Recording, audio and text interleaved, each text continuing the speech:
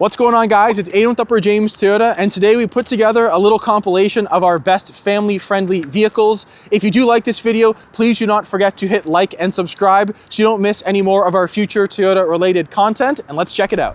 2025 Sequoia. Now, this being a platinum model, it's pretty high up on the trim level. We're gonna take a closer peek to see what this vehicle offers you inside and out. So stay tuned and let's check it out.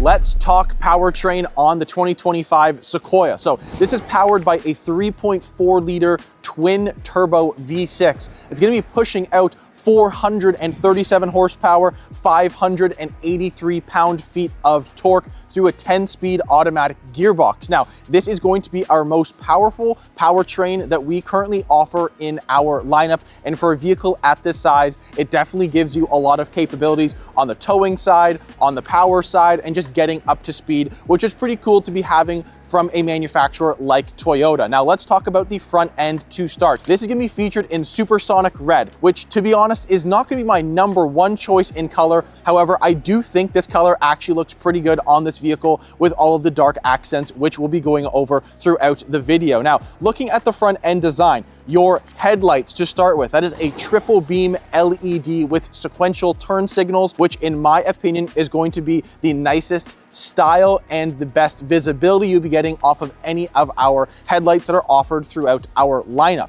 A couple things on the vehicle that I'm going to point out that I'm maybe not going to be the biggest fan of, but they are going to be coming standard on this package. Now, looking down below, you're going to have this big plastic piece. And if you see my previous videos, you know I'm not a huge fan of plastic. Now, this is what they call an active front spoiler. You can remove these. There's a couple different clips on the bottom half of this, and this is offered on a Tacoma as well. Now, they say it's supposed to be increasing your fuel efficiency. However, I think I'd be taking it off to actually challenge to see what you would average between, having this active front spoiler on or off the vehicle, because for me, it's kind of an eyesore on the front end. And for me, if you're getting up to any close, tight parking spots, because this vehicle is coming in as probably our largest SUV, it's gonna be close to the 4Runner size when the new 2025s actually arrive here. However, this is going to be something that you don't have much ground clearance off of. So I think that if you're pulling into a smaller spot, maybe that could give you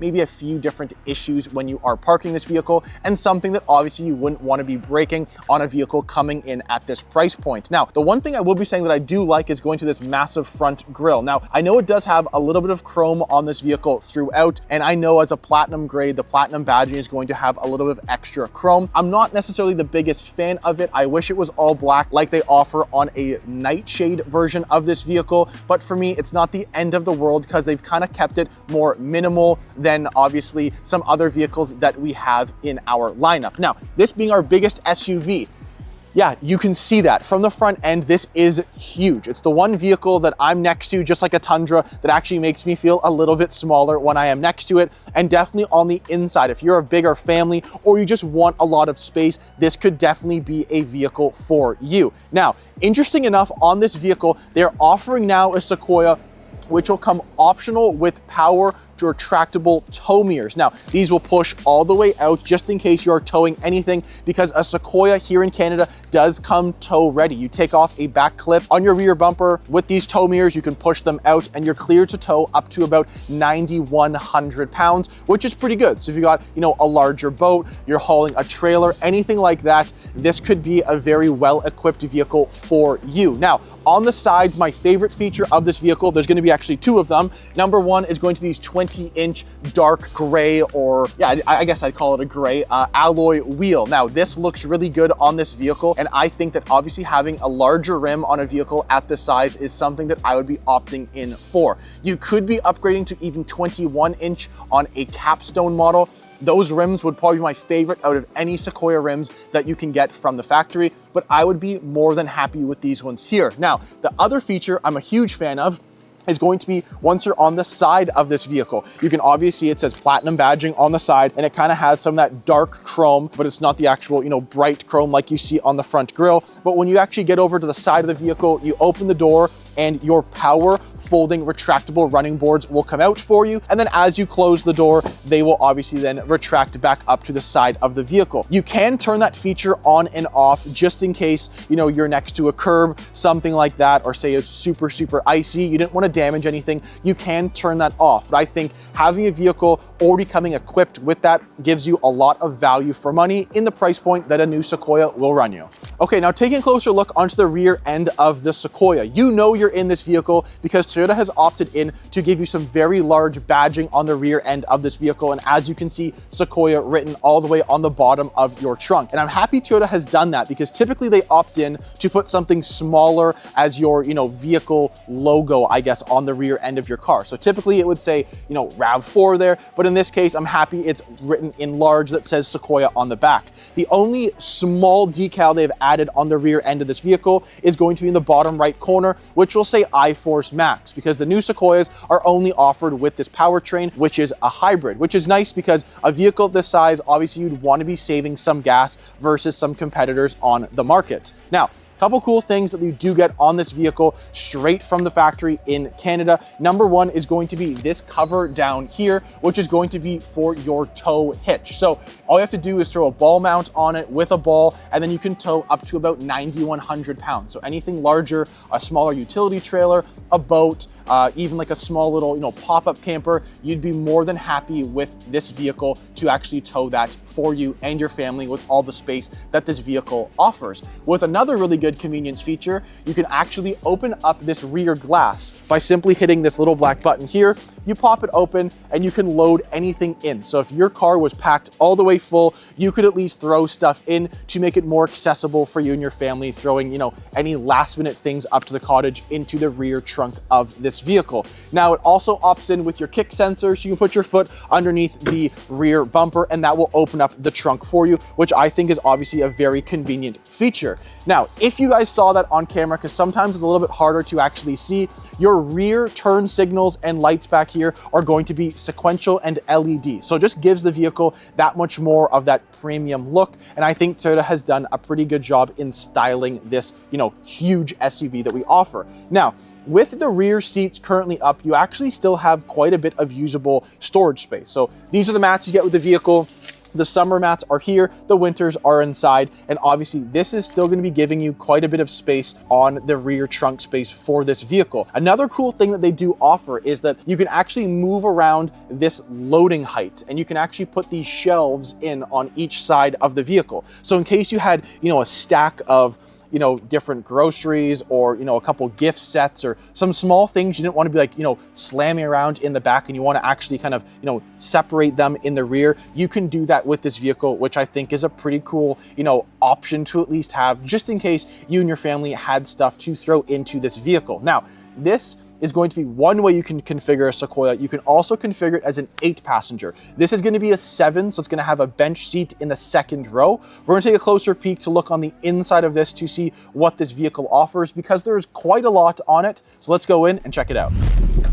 All right, guys, let's take a closer peek onto the inside of the Sequoia. Now, this vehicle is going to be our largest SUV that we currently offer, and you definitely feel that being on the inside of this vehicle. Now, a lot of things are laid out here and it's very accessible for users. And that's something that I noticed when this vehicle was, refreshed. They did a very good job to make the layout newer, but also keeping it very, user-friendly in case you were one of those people that had the old generation Sequoia or were just looking to getting into a newer SUV, that you don't feel overwhelmed on the inside, with all the capabilities this vehicle does offer onto the interior. Now, a couple things that I will be saying on this specific trim level that I'm a huge fan of. Number one, you get power passenger and driver seats with genuine leather, which are heated and cooled just like your second row as well. Both people in the second row, there's no bench, just the captain seats. Those ones will be heated and cooled, which is obviously just giving more, features, I guess, for anyone else you'll be having inside of this vehicle. A few other things that I also love on this vehicle, which if you see my previous videos, I'm a huge fan of a moonroof. So having this open definitely makes this vehicle feel even bigger than it is. And it actually feels very large when you're driving it. Typically on a vehicle, I've never really said in any of our lineups so far that that I feel too big on the road. You definitely feel, you know, in charge, I guess I could say. So you definitely feel a bit higher up and a bit more in power, especially with everything this vehicle does have to offer. A couple things though I will be saying that I love. If you go onto your infotainment system in this vehicle on this platinum grade, this is going to be a 14-inch touch display with wireless Apple CarPlay, Android Auto, Sirius XM, all the good stuff. You go down here to this little vehicle logo, I guess, and then hit seat controls. From there, you click the only option, which is massage, and you either then pick your driver or passenger. So I'll pick driver. In this sense, I will go to, say, upper body, turn the power is going to come on, and your intensity. You've got 5 different levels, and now the rear of my seat is actually kind of pushing out on my back, which is really nice. I think that it is a new feature that we've added onto some of our 2025s, and I think that it's one of those things that kind of, you know, make a trim level like this feel a little bit more premium, because if you're taking this on a long road trip, just having your back kind of moving in a different way definitely would make you feel, I guess, a little bit more, you know, at ease while you're driving, say, for 5, 6, 7 hours, or doing, you know, some kind of long road trip over, you know, a course of a few days. Now, that's standard on this vehicle, and I think that that mixed with, say, your JBL sound system, your digital rear view display mirror up here, your largest screens, your full digital tachometer in front of you, it does offer a lot of great capabilities onto the inside, and you don't have to do, you know, a whole lot. Like, it's very simple to simply, you know, navigate through this screen or navigate through all of my controls down by my left knee down here. So for example, if I was towing something and I wanted to pop out my mirrors, I simply push out this button that pushes out my mirrors, and then very simply my mirrors would then push out, so that if I'm towing something, I can see way more of actually what is behind me. Now, with a vehicle being this size, I'm just going to move the key up here next to the wireless charger. You can obviously have a lot of spots and different space, I guess, in this vehicle to throw stuff in. So if you pop open in the middle here, you've got 2 cup holders here.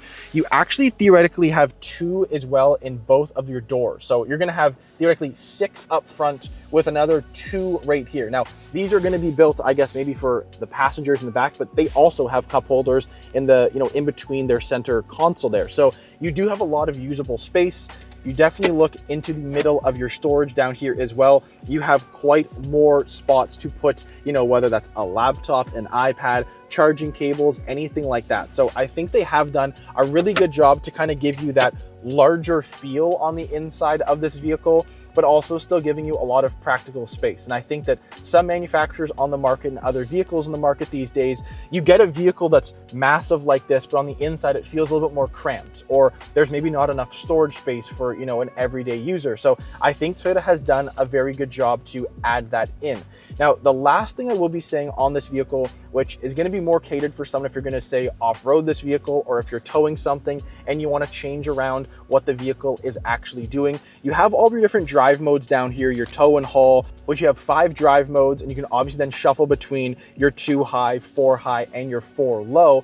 The really cool thing that I think that, you know, people would pay for on this vehicle, which I don't really think is really standard on a whole lot of our vehicles, but it makes sense coming in at this price point, and obviously with the tow capabilities that this vehicle does have, is that this different settings down here, you've got 2 different modes with either manual or this one that kind of shows the Sequoia with 2 arrows. You can actually push this down, and the vehicle has adaptive air suspension in the rear. So if you're, say, towing something that you need a little bit lower of the ball to actually drop down to, say, match up with a trailer, or you kind of want to offset that weight to make it easier to drive, you can do that. And I think that's a really cool feature that they can throw into the vehicle to either, say, get you unstuck in a situation or to tow something. They have done a pretty good job, you know, well equipping a vehicle at this price point, and as they should. You should be buying a vehicle that has a lot of features. Whether you use it or not, it's just great to obviously have it.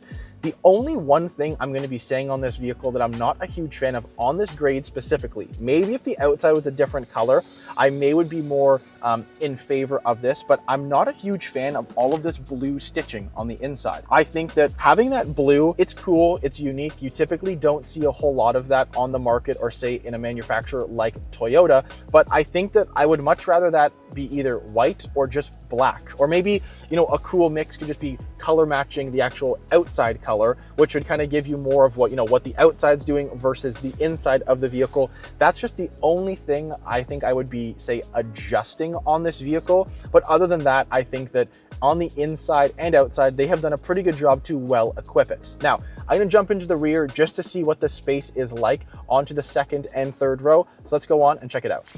Alrighty, now jumping into the rear seats of the Sequoia. Now, I'm more than comfortable back here. I think that this being our largest SUV, I should be feeling comfortable. If you're having people that say are a bit taller like myself, I want to feel very comfortable in the rear seats. Now, in the third row, maybe not so much, and that's okay. I'm happy at least they have usable space, whether, you know, this is a 5-passenger in the second half of this vehicle, so a bench and a bench, or like this one, captain seats with the bench in the rear. I still think that is, you know, giving more families and more customers that accessibility getting into the third row. And I think I would configure mine this way. I think not having the bench, if I didn't need the 8 passengers, just simply getting in and out, this makes it so much easier. Rather than dropping the bench and moving the seats forward, you could actually walk all the way back and then obviously scoot yourself back into the third row there.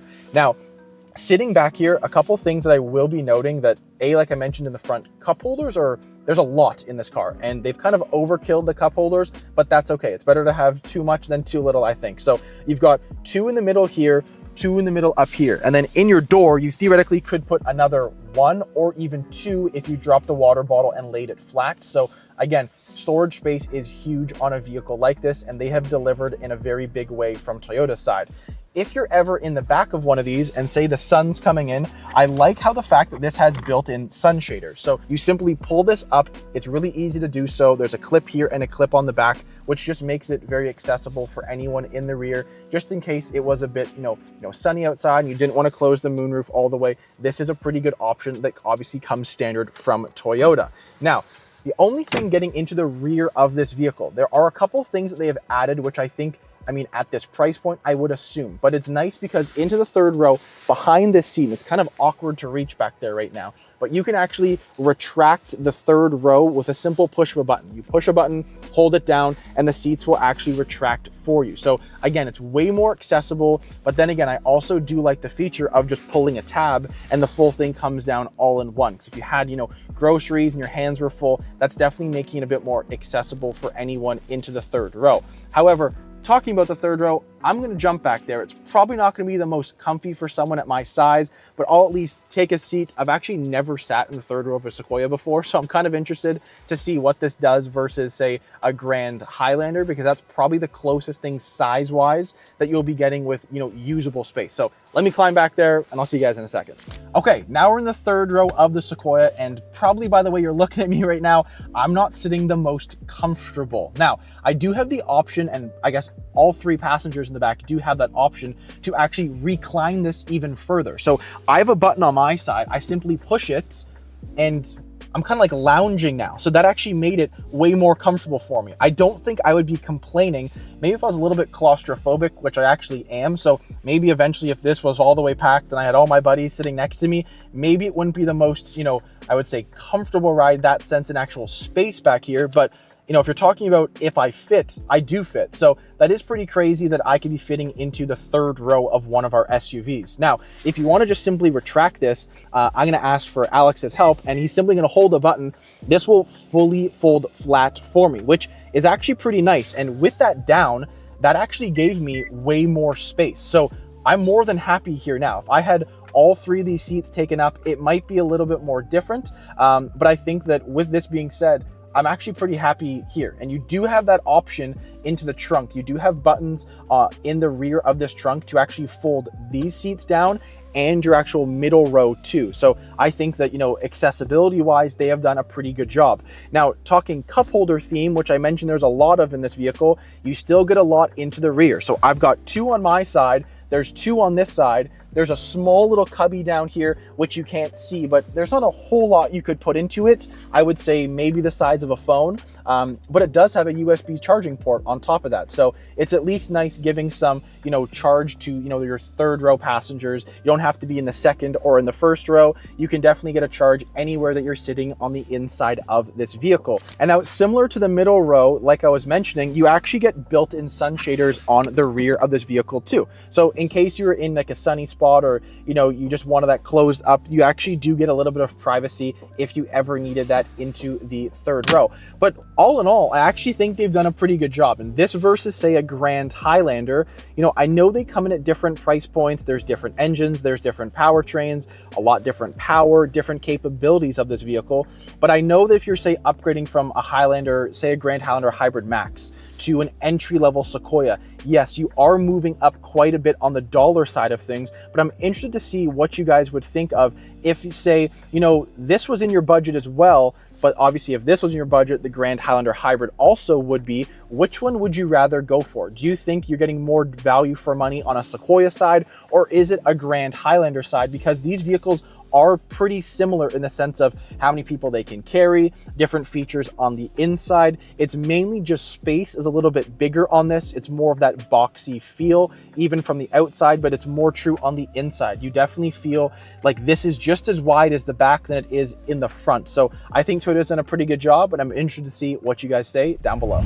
All right, guys, there you have it. The 2025 Platinum Sequoia with tow mirrors. Now, this vehicle coming in for the 2025 model year, MSRP $97,625 plus this paint. This paint, Supersonic Red, is an extra $255 from Toyota. But genuinely, from the price point of this vehicle, with all the features that are offered and stuff that you wouldn't have to worry about, like running boards, like obviously your powered seats in the third row and in the second row, tow hitch capabilities right from the factory, this does give you quite a bit of options for the dollar figure you're spending. So I'm interested to see what you guys think. Is this something that you would be opting in for or considering for your next, full size 7 or 8 passenger vehicle? Let me know down below in the comments. I'm interested to see what you guys have to say. To the left of me, I've got a 2024 Toyota Venza. In my opinion, that is the closest thing you will be getting with a Toyota badge. That is the closest to a Lexus that we offer.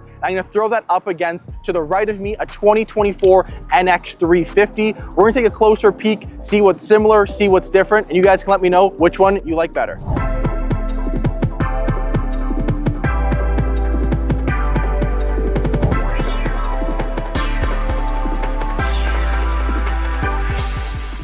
Now, looking on the front ends of both of these vehicles, we're gonna start with the Venza. So getting down here, I'm gonna tell you a couple of things that are gonna come standard on the front end to a Venza. Standard to start, fog lights, which are nice, your nice LED projector headlamps with LED turn signals, and you're also gonna have front parking sensors. If you saw one of my previous videos on a fully loaded Limited RAV, you'll know that that is standard on a Limited and the only RAV that comes with it, versus the Venza, this being a middle package. There's an LE, XLE fits in the middle, and a Limited is above that. The parking sensors will be coming standard from Toyota on this exact trim level. Now, if you're looking at the front end of a Venza, this was redesigned in 2021. And in 2021, I think this vehicle looked very, very futuristic and something that we hadn't really seen in any of our vehicles throughout the Toyota lineup. However, now being 2024, it is looking very, very dated in my opinion. I don't think that this has the same pop or wow factor on the road versus some other vehicles that we have. And this is ultimately going to be replaced in the next coming months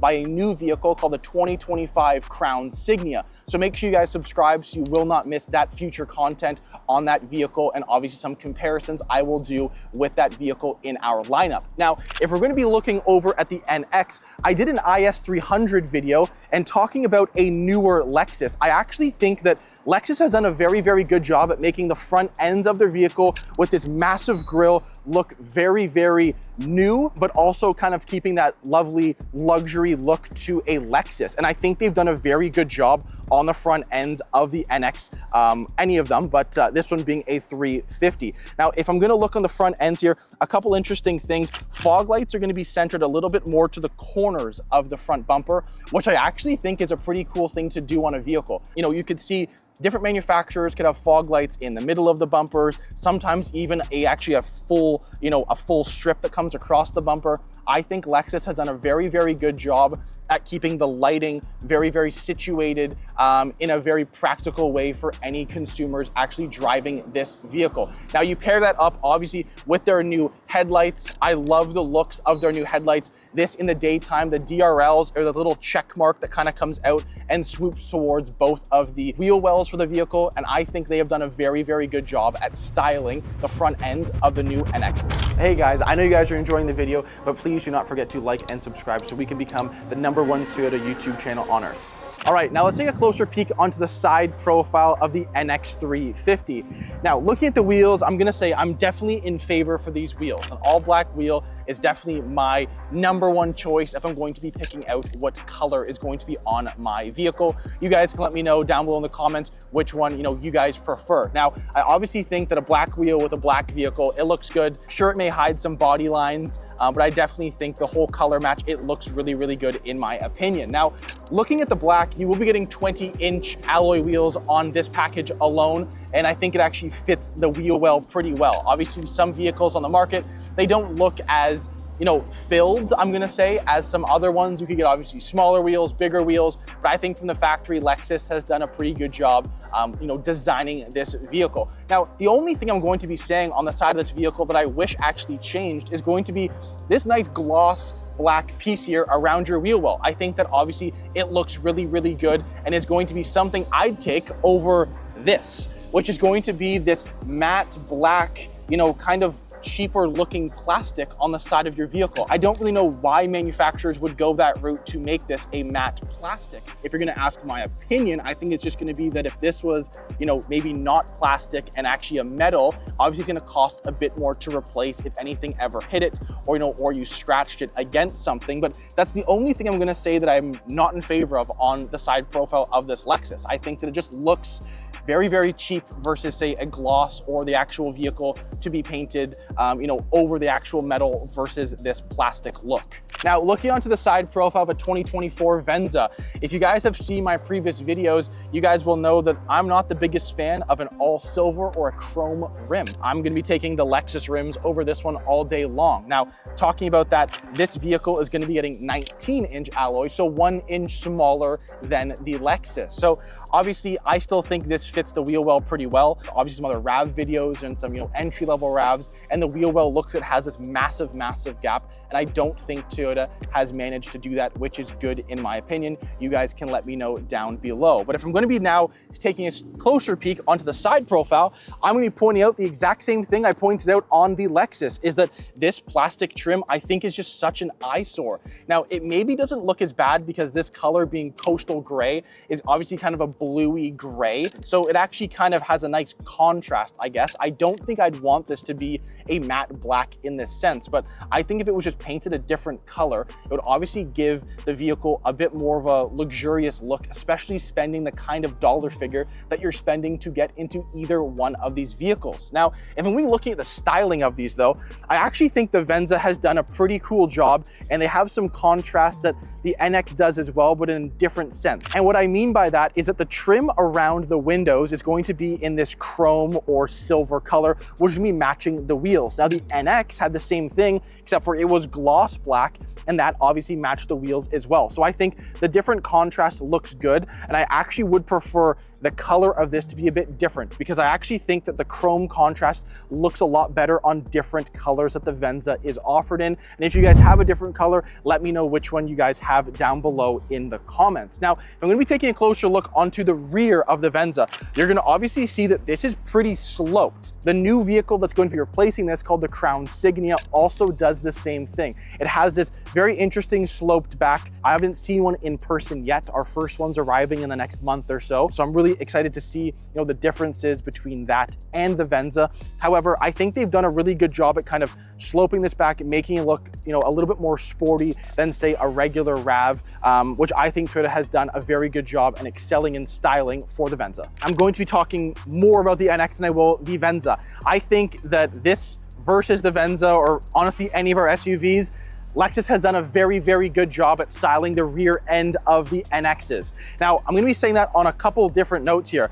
first one's going to be this full brake light that comes all the way across, stretching from one side to the next. I think that Lexus lighting is always going to be one of their strong suits. I think that the front end lighting looks great. I think the rear lighting looks great. You guys can let me know, what you guys think of that on any Lexus. But I think on this specific vehicle, it looks very, very busy, but also looks very, very elegant in the exact same way. And I think that that's something that people would actually pay for on a vehicle because, appearance does matter on a car. So I'm gonna open up the trunk here, looking at the inside space. Now, the one thing I will say versus the Venza is that both of them, you actually load in pretty high. And I mean that by that is that this is actually pretty high up. Obviously, I'm a bit taller of a person, but this is almost at my waist height. So if you've got someone a bit smaller or small kids trying to load stuff into the vehicle, they actually may have maybe a little bit of difficulties putting stuff into, the backs of either one of these vehicles. Now, with that being said, both of these come configured as a 5-passenger vehicle. So it's got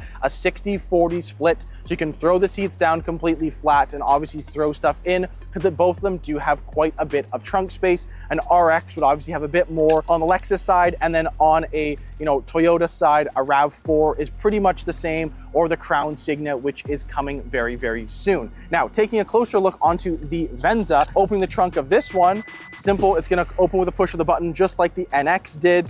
And the same thing I'm going to be saying is that it's still a pretty high loading height. So space is still great. I actually think the NX has a bit more cargo space than the Venza does. Both the seats will fold flat as a 60-40. Now, the only big difference I'm gonna note in the Venza versus the NX is that this one's gonna be coming with a JBL sound system, and your subwoofer is going to be located back here in the rear of the vehicle, which is our top trim and our top sound system you can put in one of our vehicles. Other than that though, I think the rears are pretty similar space-wise, got the same kind of capabilities for anything that you're gonna be putting into the rear ends of the trunk.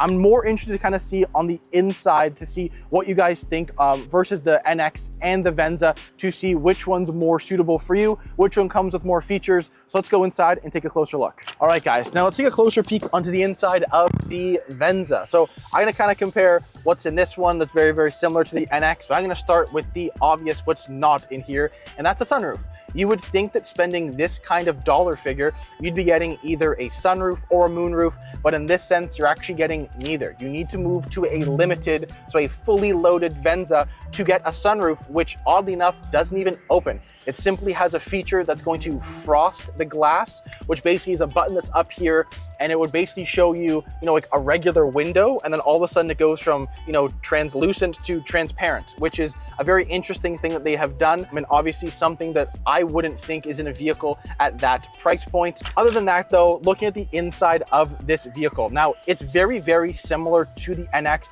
The Venza has a bit less of what's actually going on inside.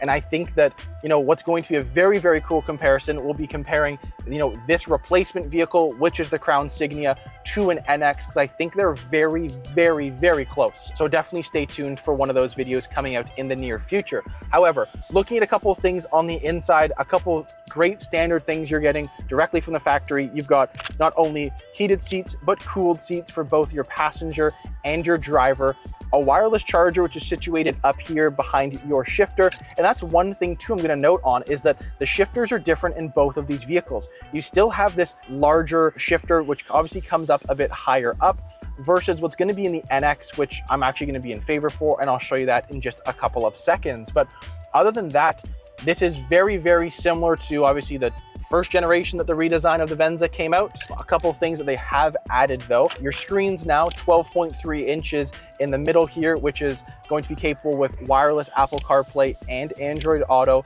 coming from Toyota with Sirius XM, which is nice.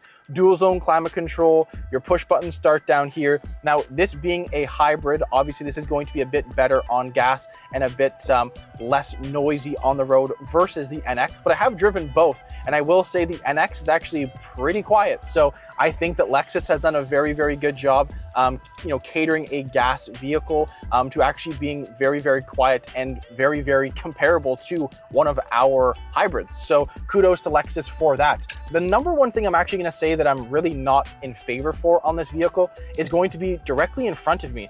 You still have the old school needles, and all trim levels of Venza will get that, versus the NX, which I'll show you. They actually have a full digital tachometer, which I think most car brands are moving towards, and something that I think consumers, in this day and age kind of want in a vehicle. I don't think people still want these needles, but maybe they do. You guys can let me know if you guys are one of those people. Let me know, why you wouldn't want a new digital tachometer. Now, I'm gonna move over to the driver's side, for example here. The Venza is going to be one of our very few vehicles that come with power folding retractable side mirrors. Now, the NX does as well, and I think that's one feature that I would be paying for 100%. I think that it is one thing that, it kind of gives you peace of mind, that tells you just by visually looking at your vehicle that your car is locked, and I think that they've done a very, very good job to incorporate that on a mid-level trim level for a Venza.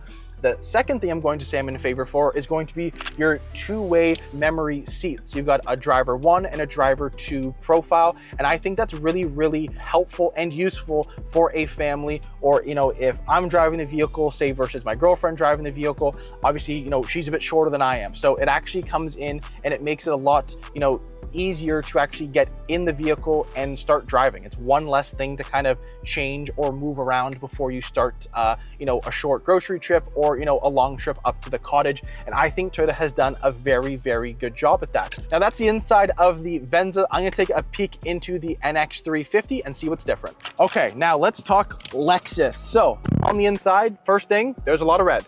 Now, this isn't as dark as our cockpit red, which is offered on an XSE Camry or a TRD Pro Tundra, Sequoia, or a Tacoma as well. However, I do like the shade and tone of this red, but I definitely think there is a lot of it. Now, if you guys have a red interior or a beige interior from Lexus over the typical black, I want to know why you guys decided to go that route. I definitely think it is actually kind of cool. You could get a red interior on a typical SUV, which you see a fair amount of on the road. So I actually think it is a really unique thing that Lexus has done to obviously give that option to any customers. Now, looking above me, yes, I'm very much so in favor of having a moonroof in this vehicle, and not just the look of a moonroof, but actually one that is functional and open. So kudos to Lexus for doing that. Now, looking on the inside, I think this versus the Venza, they've definitely, have a bit more going on the inside than the Venza. But I will say is that the way this one's laid out, a digital tachometer, the way that your shifter feels here, the way the wireless charger sits, it's definitely in a more accessible area versus the Venza. I think that, you look at having features like cooled seats, heated seats, just like the Venza, but something so small, and I didn't even know this existed or any car even had this on the market. But if you look at your climate knobs here, it kind of has like blue onto the left and it moves all the way to right, but it's a full digital little screen here. And the blue turns into like a purple, which turns into like a pink, which then turns into a red. I think something like that, for me at least being a car guy, I think that's so cool to add such a small detail into this vehicle. Now, this being an F Sport 2 model, I'm not exactly too sure what this has that the 1 doesn't have or that the 3 doesn't have, because obviously I don't work at Lexus, but I did a little bit of research.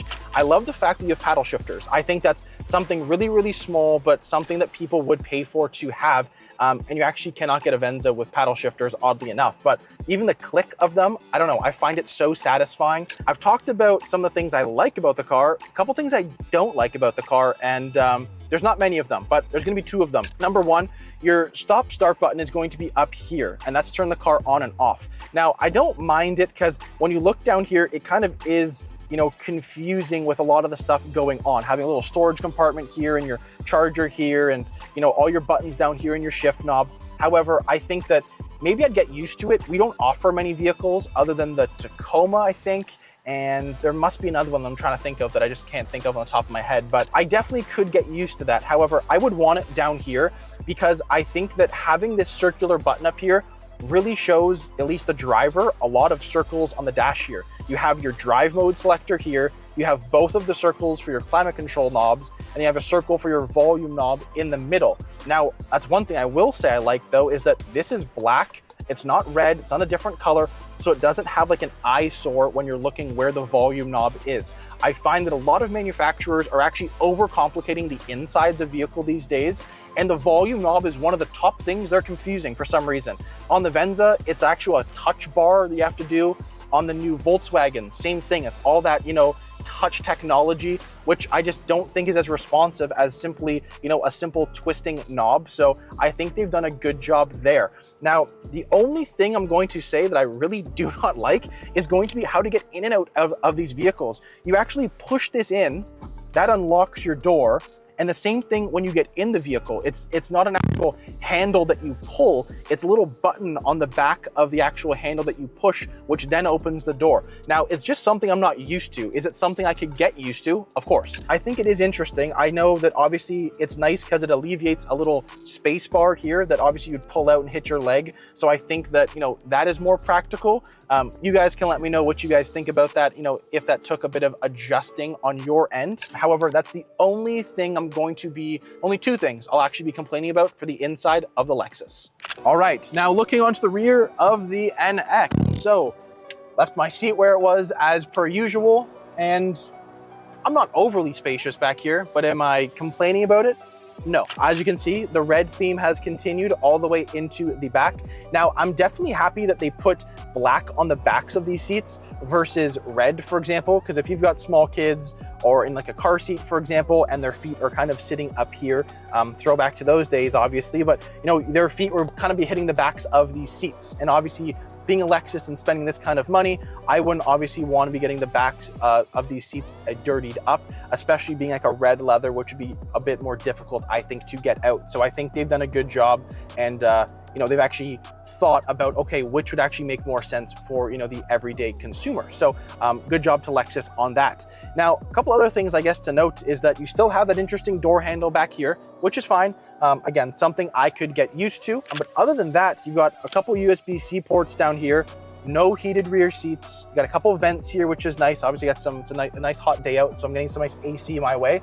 But other than that, that's kind of it. I actually think this versus the Venza, which I'm about to jump into, I actually have a bit more headspace in this because the roof of this isn't slanted and not sloped back like the Venza. But I will say is that you actually have, it's a bit deceiving. You actually have a good 2 inches between the top of the car and actually the top of the moonroof. So someone who's a bit taller, and obviously my hair sticks up a bit here, but this actually works for me back here. I actually think I'll be taking this over the Venza. I haven't sat in there yet. Rear space, I might be in favor of Lexus on this, and so far, I think Lexus is actually winning this comparison. Let's jump into the Venza. All right, let's talk Venza now. Into the rear seats. I'm actually kind of surprised. I have a lot more headspace than I thought I would back here. I don't think I have really ever sat in the back of a Venza, or if I have, it's been a while. So it's not too bad. The only thing I will be saying though is that it's very dark in here, especially coming from there. Now take the red seats out of the picture though for a second. It's just the simple having a sunroof or a moonroof. It opens up the car so much more, and I feel like most SUVs on the market, I feel like people would pay to have that. Maybe you don't need the leather, maybe you don't need the cooled seats or, you know, the JBL sound system or the biggest screens, but at least to have the moonroof, I think, is a really, really good feature, and consumers would actually buy that. But just like the NX, this doesn't have a whole lot going on down here. The only big differences I could see, obviously you still have the typical handle here, not the Lexus style handle, but obviously on that vehicle, your speakers, which are down here for me, are actually built up here on the actual door panel, which I think is actually a pretty good idea because it's gonna give you more sound, you know, a bit higher up. So I think the sound system will actually sound a bit better in that one versus this one that has JBLs. But other than that, couple climate control vents.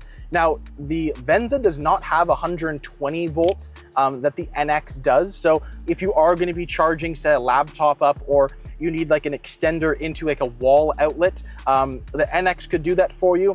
The Venza will not be able to do that for you. And the other thing I'm going to point out is above me is this little light here. Again, it's nice to have that in the rear, but the NX, it was kind of more towards the backs of these seats, which I actually think looked a bit better. It looks cleaner on the inside. And obviously with this vehicle not having a moonroof, it's kind of like an eyesore. It's the only thing along this entire headliner from the trunk all the way to the front, minus like your visors and stuff like that for driver and passenger. But I definitely think that's a little bit of an eyesore. That's just my opinion. You guys can let me know down below in the comments if you think otherwise. Nissan's got a Rogue, Honda's got a CR-V, and we've got a RAV4. My name is Aiden with Upper James Toyota, and today I'm going to be taking a deep dive look into a fully loaded RAV4 Limited to see if it's worth the dollar.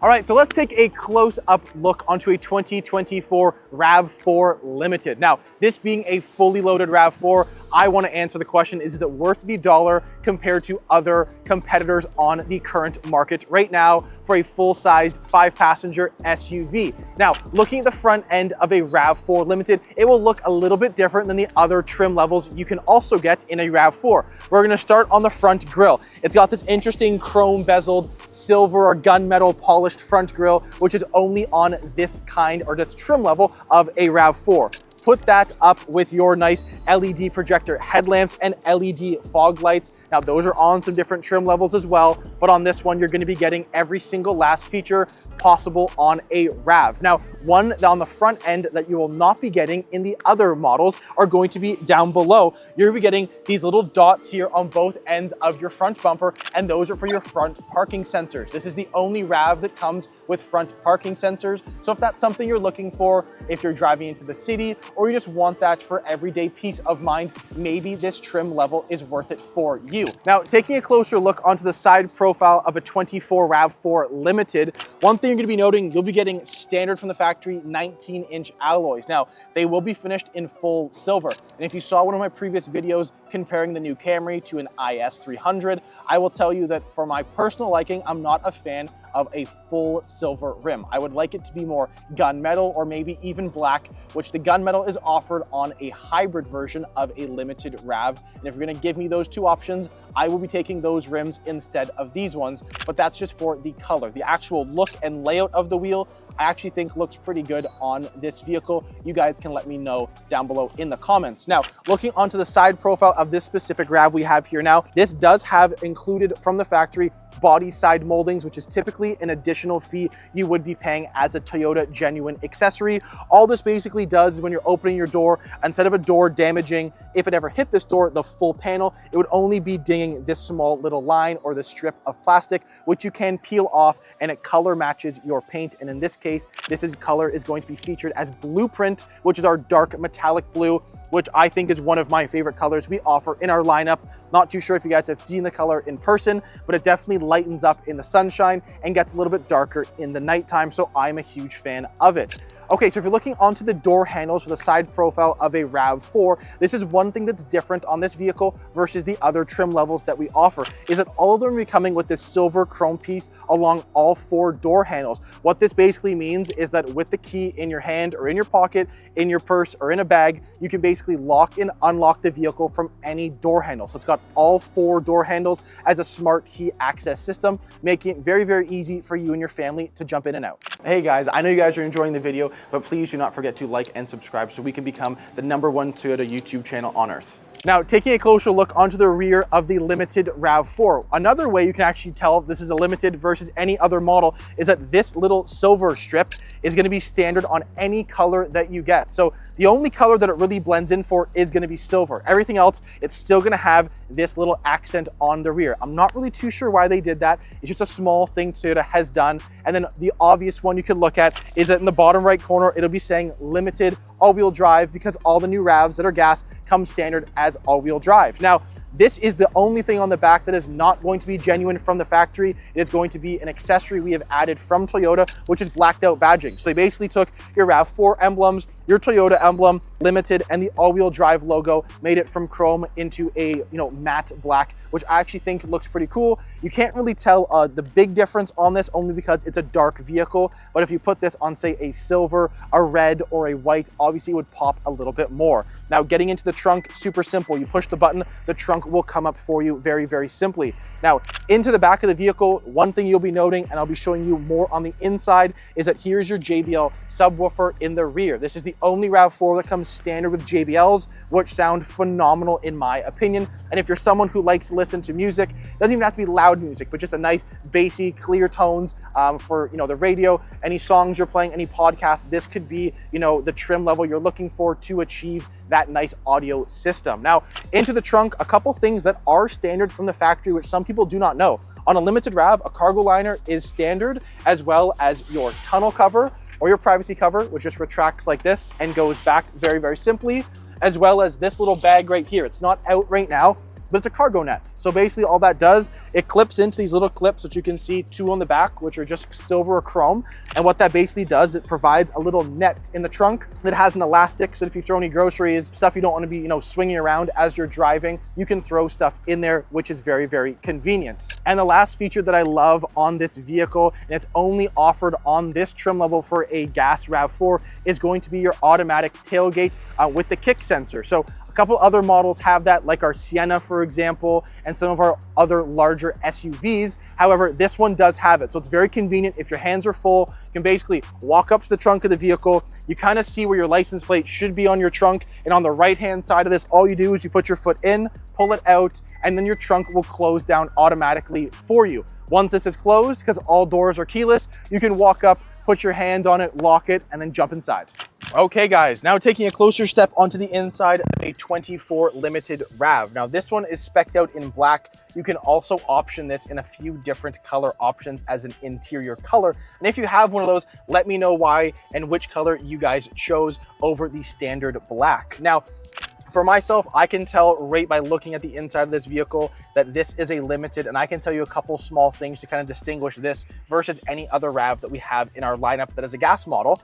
Number one is going to be this dark brown cutout around your cup holders, wireless charger, and your storage compartments on the passenger, and then I have a small one on the driver's side as well. That's only offered on a Limited RAV. Not really too sure why. The other RAV, we offer a different trim, I guess you could say, for these compartments would be a Trail edition, and that comes as an orange trim, which is just a small little thing to note if you didn't know that. So that's the only thing offered for the Limited. And then the other big obvious one for me is going to be this massive screen, which is only offered on a Limited. So it's a 12.3 touch display with wireless Apple CarPlay, Android Auto, and Sirius XM, and it's very, very responsive. They updated screens in the RAV back in 23. So if you received a 23, you would have gotten the new screens with the new backup camera and the new tech that the new screens offer basically on most of our vehicles, which is a nice addition to see because the screens definitely needed a redesign and a refresh. Now, the other big one for me is going to be my MID display in front of the driver, which is going to be fully digital, and it is no more needles. So I like the look of this. I've touched on this before in different videos I have done, talking about getting away from the old school needle look. I think the one screen, all digital, makes the car look a little bit more, refreshed and also very, very new into, the current day of technology. Now, a couple cool things standard on this vehicle that you do not get out of any other RAVs. You're getting cooled seats, which is also standard on this package, as well as heated seats, a full heated steering wheel, auto lights, auto wipers, auto rear wiper. You'll be getting heated rear seats, which is the only RAV that offers that feature as well. Now, a couple things looking at just convenience features wise in this vehicle. I won't just touch upon what's exclusive to a Limited RAV. I'll just talk about the other features you will be getting in this vehicle. So I'm going to start with an 8-way power driver seat and a passenger seat, which is nice to have. Now the driver seat will have 2 memory options as well, which are right here. So you can have 2 drivers set up.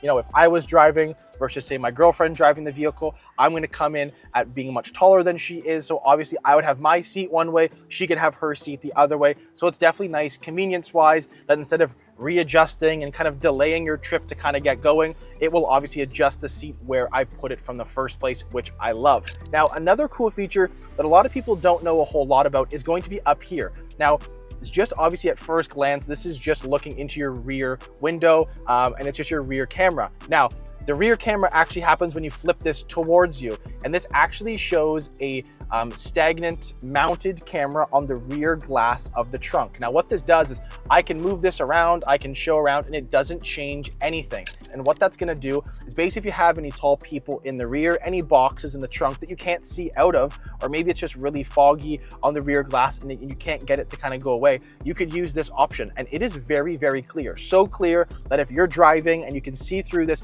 you can actually read license plates of cars behind you. So I think it's one of those kind of cool features. You can get this added on to any other RAV that you wanted to, but on a Limited, it actually comes standard. So if it's something you're kind of looking for on a Limited, you don't have to pay anything extra. And I think it's around the $600 mark, somewhere like that. You guys can correct me in the comments if I'm off a little bit there, but that's typically what one of these will run you, adding it on to any other RAV4. So I think kind of having that standard feature kind of gives obviously use to the vehicle, as well as having 3 garage doors. You can also pair this up with as well, just in case you have, you're parking underground, or you do have say a 3-car garage or a 2-car garage. You can always add this on to get into your house very, very simply. Now, those are all the cool things on the front of the vehicle. I'm going to take a step onto the back, see how comfortable that is, and see how that works out for you. All right, now jumping into the rear of a RAV4. So again, I left my seat where I was, and I'm very, very comfortable. I've done a Rogue versus a RAV4 comparison video,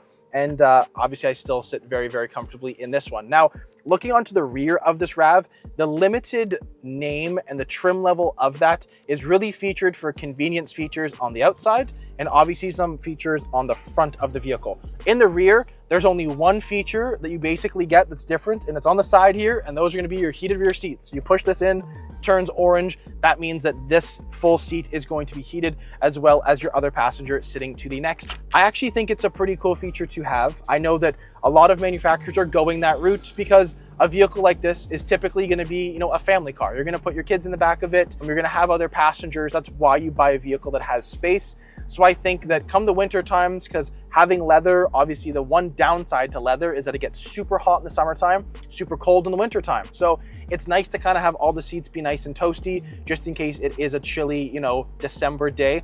But other than that, there's really nothing else to point out that's different. You have your regular cup holders that fold down here. I'm sitting on the 40 side of the seat. This is the 60 side, so you can fold this all the way down, which I can do now for you. This just folds down to obviously put anything from the trunk into the rear of the RAV. And even with this down, I'm still fine to sit back here. I'm not necessarily crammed.